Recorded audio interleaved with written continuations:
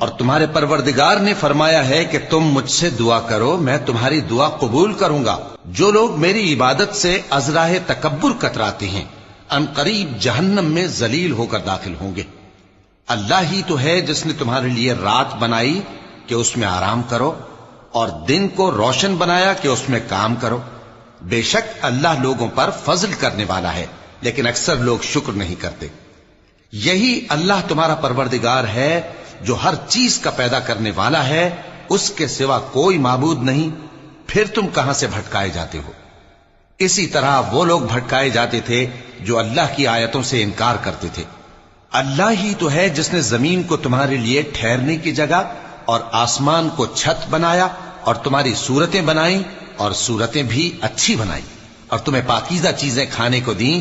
یہی اللہ تمہارا پروردگار ہے، سو اللہ رب العالمین بہت ہی